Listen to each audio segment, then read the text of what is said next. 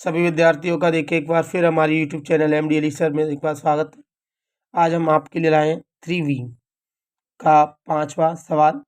x तथा y ज्ञात कीजिए यदि x प्लस वाई हमारे पास दिया गया है तथा x माइनस वाई बराबर ये दिया गया है हमारे पास। चलिए हम पहले ये दोनों समीकरणों को यहाँ उतार लेते हैं। दिया है, सबसे पहले हम उतार लेते हैं x प्लस वाई बराबर 5, 0, 2, 9।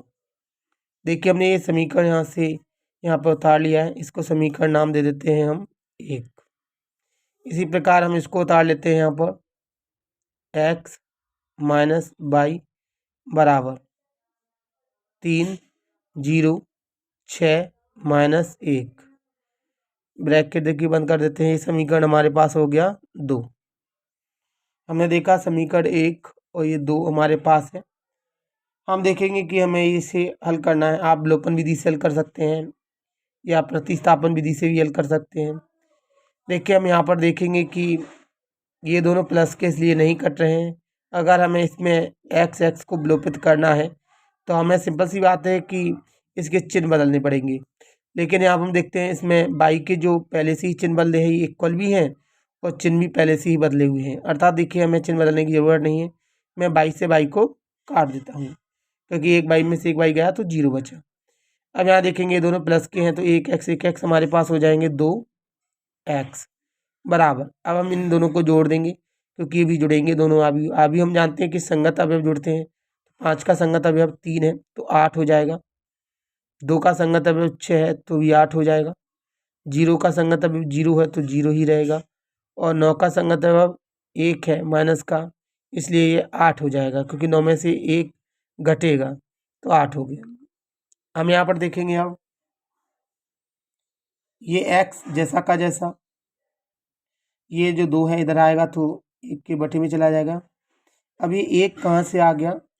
हम जानते हैं कि जिस संख्या या अवयव के गुणांक में कोई संख्या ना हो 1 होता है, अर्थात इसके गुणांक में 1 है इसलिए हमने 1 लिख दिया। ये बटे में 2 आ गया। अब हम आगे देखेंगे इस सवाल को। ये x का x, अब मैं 1/2 का गुणा इससे कर दूंगा तो देखिए 8 का गुणा इससे होगा तो हमारे पास हो जाएगा ये 8/2। इसका इससे करेंगे तो ये भी 8/2। इसका इससे करेंगे तो 0/2। इसका इससे करेंगे तो 8/2। ये देखिए हमारा आंसर निकल आया है। लेकिन देखिए हम इसको और भी सरल कर सकते हैं। x बराबर कह सकते हैं, अगर 2 का भाग 8 में दिया जाए तो 4, 2 का भाग 8 में दिया जाए तो 4, 2 का भाग अगर 0 में दिया जाए तो 0, 2 का भाग 8 में दिया जाए तो 4। ये देखिए हमारा x का मान निकल आया है। यही हमारा x का मान है।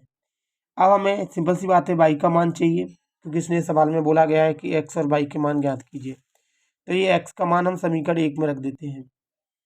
x का मान समीकरण 1 में रखने पर, समीकरण 1 में रखने पर,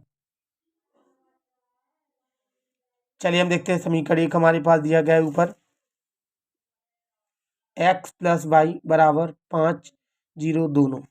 देखिए आव्यूह में दिया गया है समीकरण 1 को मैं उतार लेता हूँ यहाँ पर। x प्लस वाई बराबर समीकरण है 5, 0, 2 और 9। मैंने देखी समीकरण 1 को उतार लिया है। यहाँ पर मुझे y का मान चाहिए क्योंकि x का मैं ज्ञात कर चुका हूँ। तो चलिए हम देखते हैं। ये y जैसा का जैसा, ये 5 और ये 0, ये 2 और 9।